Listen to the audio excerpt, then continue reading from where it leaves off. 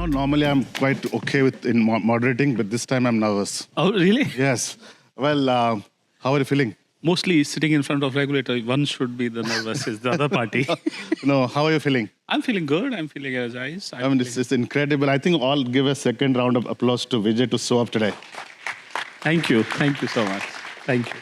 And I think today, in a strange way, the topic talks about resilience. I think what's going through in your life is truly a testimony of a founder who has seen so much success and challenges in life. And to be here and to be resilient to the challenges and to still be smiling is a great testimony what a founder can be if they want to be truly a super founder. Thank you. I think what we'll do in next 30 minutes we have is to get through the journey of you as a founder and how you navigate through the challenges of life. Despite being extremely successful, you have to deal with many issues through the journey. But before that, let me tell you, you're in the right place. All right. We got to know yesterday, this is the oldest FinTech site in the world, in this shrine. And people used to come here to grow their money. All right. So it's a good time to start your journey here for this year. All the good blessings of the shrine will go behind you when you get back to India. Thank you. And things will be all okay. Thank you. So, take the blessing. So let me start with this question. If India's FinTech growth is very strongly symbolized by this iconic Paytm brand. And every time Prime Minister Modi goes overseas, he talks about the whole journey of FinTech in India, how India has done exceedingly well. Give us this insight. In fact, yesterday we were talking about the role of government and the regulator. Give us some insights of how the regulator and Prime Minister Modi himself has made this tremendous impact to get the founders to do in this space and the whole journey of transformation. Give us a good insight because we believe state has to play a big role. Totally, totally. First of all, thank you so much for having me here. It's truly an honor. And I would simply say that no country can have the kind of excitement that we have around startups and entrepreneurs unless the government out there acknowledges the role that they play. In fact, in India, if you notice, we are the country of IT services companies beforehand because there are a large number of IT services companies out of India. So we have the talent and we had the talent and we have unique problems of the world that wishfully could have got solved in India stroke for Asia. And I'd say that when Prime Minister Modi took up a stand on Startup India, that India will be known as the country for startups and Digital India as initiatives, we who were sort of in food chain, the last in the talent, because the initial will go to international companies and big domestic companies, then we would be the last one to get the talent, became the first one to get talent. When the top drives the narrative, the acknowledgement of startups happens absolutely from the top. I think every family, household, and we all understand that in Asia and in India, you will have families bothering about which place you have a job, which place what you're doing, became the mainstream. The startup became the mainstream only because of Prime Minister Modi's efforts out there and championing of all of us. And that, I think, is the biggest takeaway that for any country and government, I would always say this, that when the top drives it, everybody listens to it. And then there is no doubt about it. Many of us in India have solved for different problems. Paytm solved for offline merchant and solved using a QR code. And then the forward-looking regulator who always embraced the change and acknowledged the expansion of it in a more distributed manner, made that as a mainstream. And I think today we have it in the country where wherever you go, you can make a payment using your smartphone. And that is only possible because of regulator took it up that as an innovation and mainstreamed it, if you will. As a founder, Vijay, when the regulators is so evolved and so much engaged, do you find it something to share to the community here? What do you expect regulators to do? Because many countries, there's a perception that regulators should not get engaged into the development side of the sector. I think regulator has to engage on the development side because in technology age that we all are, things become very big and systematically important very fast. Very good point. That is the critical part. If it is a sort of a innovation that is up to a size, I think regulators themselves do not necessarily come and keep a watch of it. But as soon as it becomes a mainstream, and in India, systemically important is a reference point at how many users, how much deposit, how much transaction volume, how many transactions are happening, whatever the KPI that you can pick up. If that happens, regulator has to come in. And regulator has to come in a little before that. Sure. Because you have to then steer it towards the correct side. It is no doubt about it that enterprises in technology world are, I mean, you heard and we've seen it that radio took so many years, TV took so many years, yes, Messenger, indeed. and the latest was AI apps. So how short term it is that consumers or the people get hooked to it. So in my opinion, development stage also regulator has to play an important role because these things become very big very soon. Sure. That is the big reason. And now moving on to another. And actually, I want to tell you, Sopnendu, that yes. I have learned one thing, not just in India, but elsewhere in Singapore and in Japan also, I would say.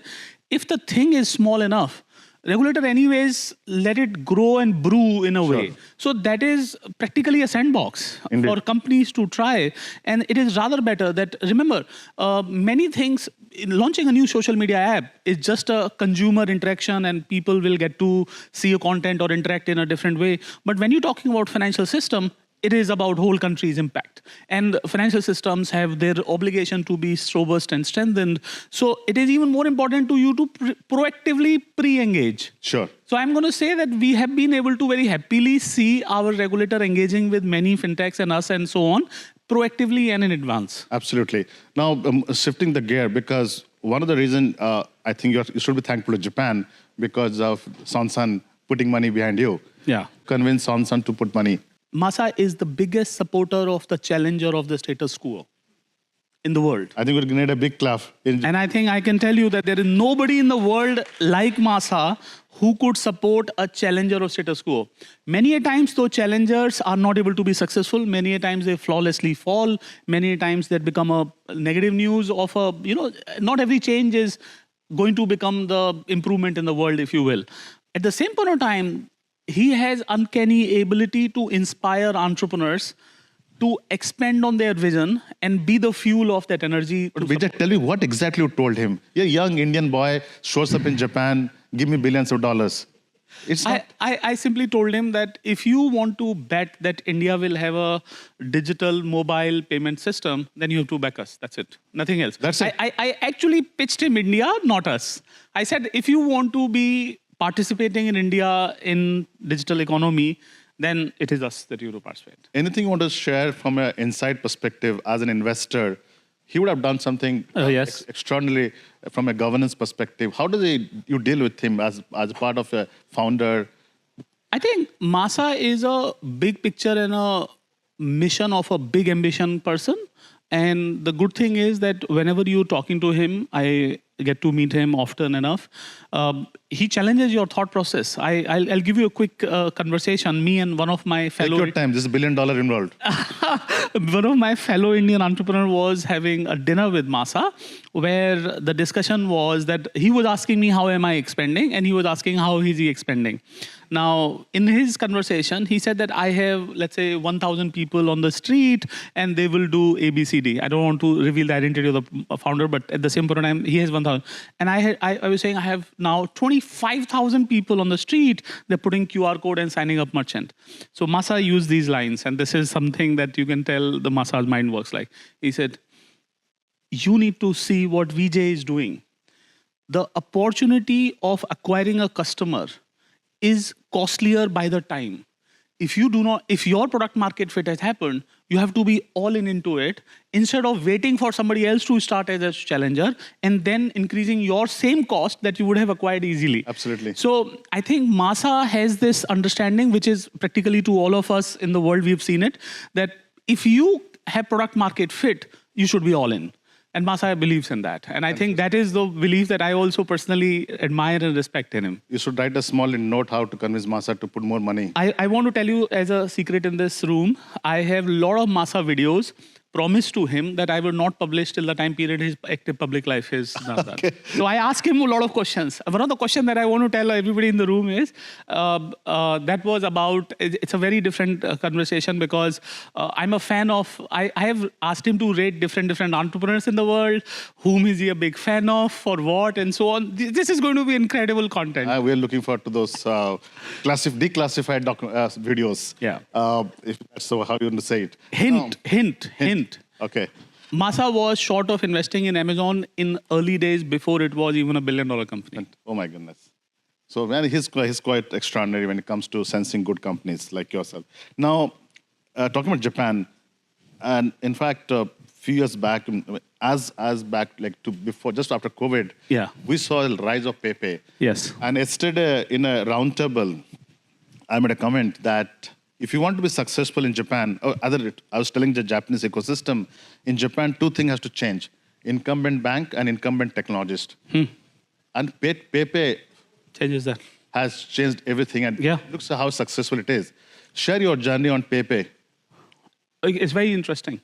When me and Masa's team and our team were discussing that we should bring QR-based payment before 2020 Olympics, the biggest challenge on the table was that why would a shopkeeper want this when everybody comes with a cash and they're used to of it? And I said, not everybody wants to deal with the cash because of inherent limitations of cash handling and many other costs involved in that. And he said, well, you in India had opportunity, but how will you create this opportunity? So I went to different shops in Tokyo, Ginza and all area. And then I went to many bank chairmen also. Thanks to Masa, I had access to those meetings. In one of the meetings, I asked the senior banker that, why do you make this payment that card payment machine receives in 4 weeks? Why don't you do it like elsewhere, like T1, T+1, T+2, etc.? In India, we do it same day. As soon as the night crosses, you get the money in your account. And that is one of the big reasons. And he says that what will give them an advantage of this? Japan is a very structured country. Every payment happens in the month end, utility payment, rent payment, everything month end. So I said, the problem is, I sounded as if that I have a curious insight. I said, the problem is, if this is a sushi shop, and if he doesn't get the money of the buying rice and fish for today or tomorrow, he's not going to use the digital payment. So have you ever thought about that you would change the frequency of settlement to a shorter time period? And I want to tell you the persons, because they were speaking Japanese and there was a translator, the body language changed to like this, stiff and closed hand. I said, okay, arigato gozaimasu. I understood the business model in Japan. So the Paypay business model is your money comes next day and you're not charged for the money when it comes through your bank account to the merchant. Absolutely. Exactly the same revolution that we put in India. QR code, instead of settling the money, which typically in a digital payment happens here 4 weeks later, this happens next day. Fantastic. And because of next day, the shopkeeper and a restaurant can purchase the goods for the next day shopping and the consumption. And this is the biggest misunderstanding that we have, that digital is not liked by consumer or merchant. No, this is not true. It has more hindrances. If you treat digital subordinate to the cash, when cash comes, the same amount goes, settles in my pocket. Yes. Exactly same currency note settles. And now, if the digital cannot do this, you're practically making digitals inferior to the cash, and that is why the world doesn't change. And then I can tell you, in Japan, when we did it, you see that what awesome. And I was quite surprised that Japan Paypay growth in last 2 years is extraordinary. Right now, we're happy to tell you that third-party surveys tell us that 2/3 of the market share is owned by Paypay. And I also want to tell you one extra factor, that consumer now know that they can go out in the market with a phone and then can make a payment. Obviously, there were other payment systems which required card machines, tap-based payment systems. Yes. But the problem is the small shop does not carry that kind of costly hardware. So exactly this is, I think the QR payment revolution brought by Paytm in India is an answer to the problem of the world. How do you increase the reach of the digital payment to the masses? Absolutely. And I think that is what I can say that in Japan also got proven. What you're doing in Japan is outstanding. This is a huge change in this market. Now, Vijay, I'm going to get you back to your college days. Now, when we grow up, I think I'm a little senior to you, I guess. When we grow up, the first thing we did out of engineering college is find a job. Yes. And life is good. Parents are very happy. You chose something different. share some of your journey as an entrepreneur, because we're going to change the culture of talent shifting to entrepreneurship rather than looking for a job. I think this is a big important change, and especially for Japan, we are contextually sitting here. Here there are big companies and people prefer a big job here. And I think when I was coming out of college, I was not English speaking. I was Hindi speaking student, so I had stumbling blocks in having a conversation that we can have, and I was uncomforted that whether I'll even get a good job or not, and it was uncomfortable to ask even a batchmate that what do you mean by notebook, because this is not notebook, it is a computer. So why is it called notebook? That kind of problems I used to face.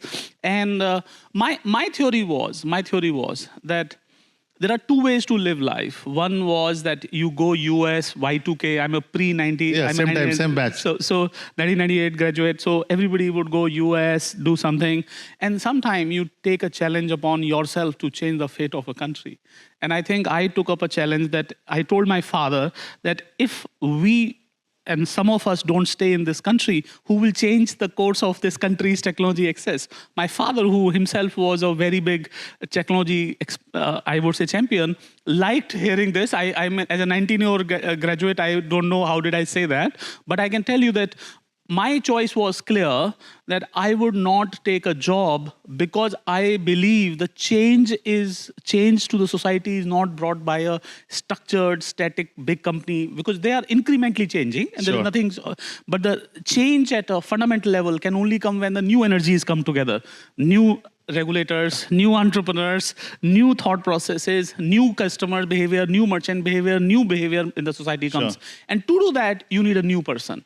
So to every new person in this room, I have a very simple respect. And to everybody who wishfully listens to this, that take a chance on yourself. If you don't take a chance, then who will take a chance on yourself? And take a chance on yourself is actually believing and doing something that you believe in. Very well said, very well said.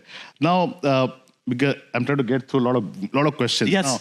Now, first 10 years of your life as an entrepreneur, some key insights, struggles, frustration? Yeah. Okay, so first 10 years, I was working with telecom operators. Indian telecom was boom, 2001, 2010, and telecom operators were big customers of technology. So I used to make technology, B2B2C, and they will take to the consumer. Ringtone, ringback tones, music, etc. services that you talk about. The problem that I learned as a young entrepreneur, nobody in the family business person, your balance sheet is an opinion, your cash in the bank is the ultimate truth. And free cash flow is really the profit that you make. So I had profitable business, but I did not have the payment cycle that were matching up to my expense cycle. So I had loans. So profitable business, loans, and I sold, and I'm not kidding this in this room, I sold 40% of Paytm in early days for less than $20,000. Wow. 40% of this company for $20,000. All because I did not have cash. And I was like, how do I... So stay here. If you want to go back and think about it, what would have done differently?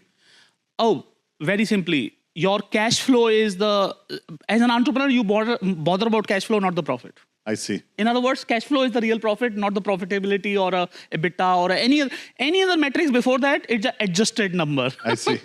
You can figure out what the number could be and then you can work on that. But ultimate truth is the cash in the bank. So I've always worked with the cash in the bank. There was a time, I also give you this same lesson at a typical in Paytm days when there was P2P rush. There were a lot of challengers that came from West and they were throwing tons of money to grow the P2P business, person-to-person money transfer business. And our expenditures also became $50 million a month. Imagine huge amount. And thanks to Masa's money and other investors' money, we were able to do it. But in one of the meetings that I had to tell my board that I'm not going to do this. I am uncomfortable myself because the same customer is on other platform and same customer is on me and he's making money at two places instead of moving and so on. I took a call that we will not spend this money because my cash reserves were getting away. And we may have paid the price by the market share in the consumer market payment, but I rather want to tell you I use that money to invest on the merchant side, and that is where we have a super lead and a higher revenue. So let me put this in this room. We make the money that our all competition combined make in a year, literally in a quarter's time period. Absolutely. Now, who is the lucky one who took $20,000 and took 40% of share? Oh, that gentleman ended up making literally thousands of times ahead of that. So, I mean, I'm going to say this is the angel investor. For me, he was an angel because he saved me on that I'm day. looking And for the same. Because that's my only thing I can spend $27 with the 40% equity in a Paytm. So well, I think everybody who tries to find out one or other person ends up finding such.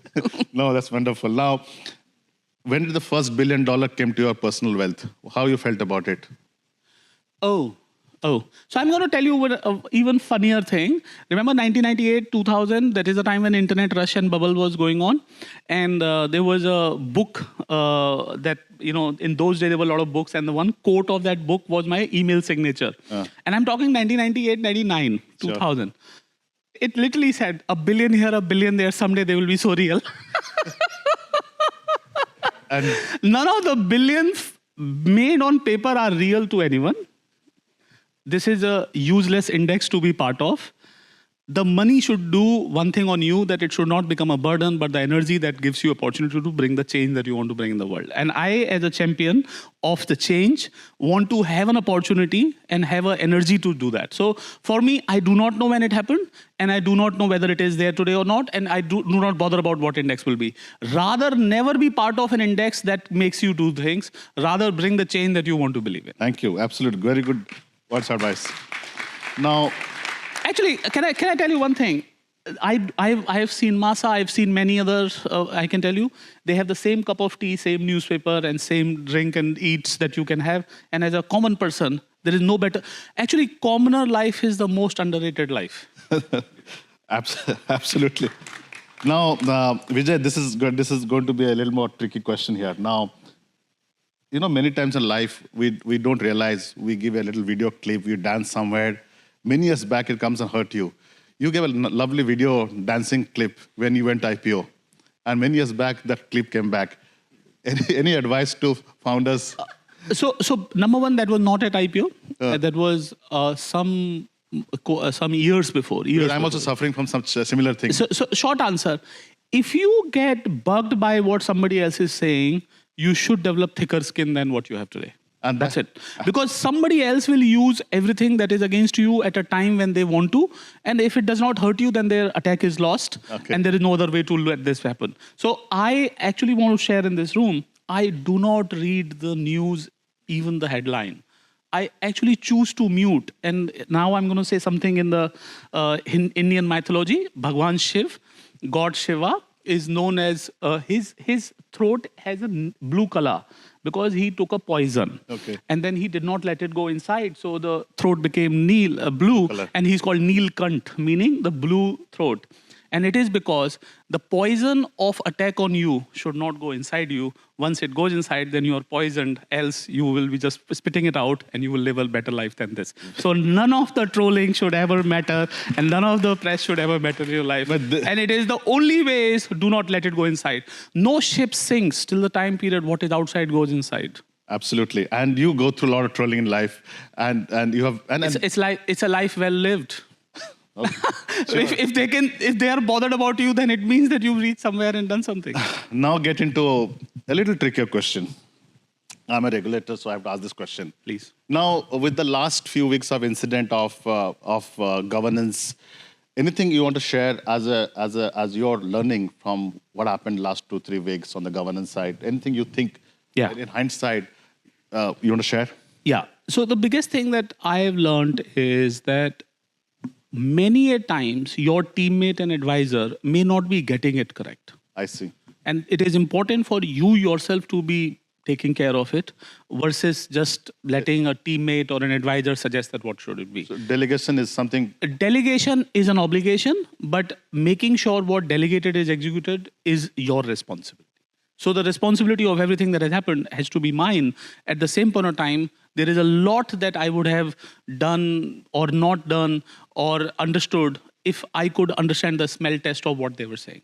So a lot of time I would hear something and I will extend it to my people who are responsible, and what response will come, I would trust that. But I think that is where the mishap has happened. So how can you are running a massive infrastructure in India, very hard for one founder, CEO to figure out? I think regulator, so in stack of responsibilities, God, regulator, and business, and so on. That's a very structured understanding. If you by definition don't put it here, then you will one day put it here. But I mean, Vijay, I'm trying to push you back here because very hard for a founder to figure out everything. Especially a technology founder. Yes. Especially a founder who does not understand the language of regulator in a way that it could have been. Absolutely. But you still need to trust the institution. Yeah, that's right. And you still need to build processes, Yeah, that's right. which will by its own merit fix the issues. Structural processes are the only way to go through. Good, incredible, awesome people, okay, are the obligation of it. Remember, if you are very big, you have an even bigger responsibility of a regulator and regulation. If you are small, you could have... Actually, your responsibility to the regulation and regulator grows by the size that you are growing. I see. I would rather say that. So when you are a smaller company, a lot of people say that, oh, that company could get away with that. No, that's a small company that could. But because as a leader, as a bigger person, you have a responsibility to come up to the T level. Fantastic. And there is a lesson in this. I can tell you one thing.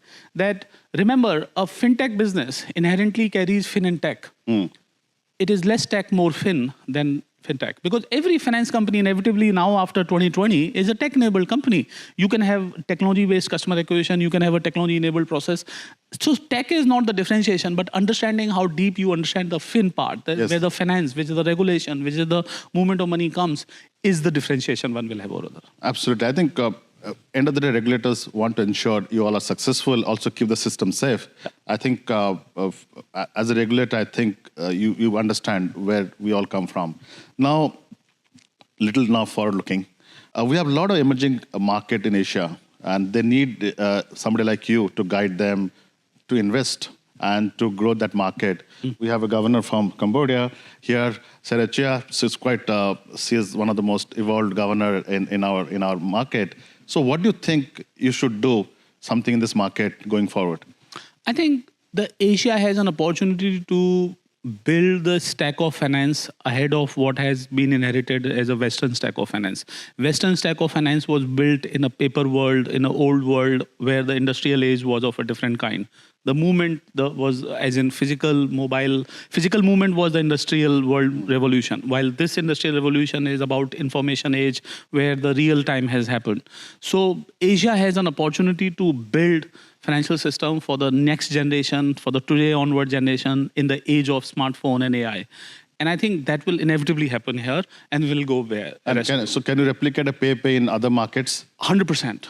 And I also want to tell you one thing, the responsibility to bring this evolution in financial system in the AI age, where the morphing to the identification are going to be challenged, is actually upon Asians more than in the Western countries. All because that here the customer and the user is more evolved and will embrace the change faster, and the regulator is also forward-looking, like I'm saying it, and then it will go to the West. So for the first time, the table has become in a way that world looks up to Asia for the financial innovation. And what's your next dream? I think make Paytm an Asia leader. That is what I would look forward to. Anything bigger than that? In my lifetime, I would like to do that. Then I will let my team do the global Paytm. The flag of Paytm should be there in all financial centers, and that is what life dream. You are started in a good place to think about it, which is right here in Japan. You know, one thing Naveen was telling me that with all this going in your life and all this success, failures, issues, is there any trick to survive this? Some meditation you can recommend to that? Or something you do to keep yourself? Ambiguity brings stress. When you are clear, when you know, then it is a perseverance on that mission that you are at. But which is very, very tough. No, even if you're clear, you're still a human being. You deal with emotions, your family, everything goes through that. So I come from a life background where everything that I am today is a reward by design, the nature. So if we are having gratitude towards what we have received, we'll always be filled up with gratitude and positivity to bring up ourselves to the challenge that is in front of us. Yes, that movement of up and down, but remember, we are coming from here. So you going up and down here the worst case of here is an extraordinary case of here. Absolutely. So for me, I think this is a great day where I have new lessons to learn and new opportunities to address to, and what kind of thing I could crib about. I mean, imagine myself in these shoes. If I feel bad about, just think about it. What is the worst I could feel bad about? That I am in a worse situation there? That verse is way ahead of what I come from. So the God's blessing is already there that I am. Fantastic. The being is the biggest blessing, and after that is your joy of execution. Fantastic. With that positive, very spiritual note, right from Kanda Myoji Shrine, I think we all wish you best of luck. And we want to see you in every country. I hope I can bring you to all market. Thank you. Get you to share your journey. Thank you. And it's always good to see you a smiling face, Vijay. And I think all should give a standing ovation to this man. Thank you. Thank you so much. Thank you. Very kind of you. Very kind of you. Thank you. Very kind of you. Very kind of everybody. Thank you. Arigato gozaimasu.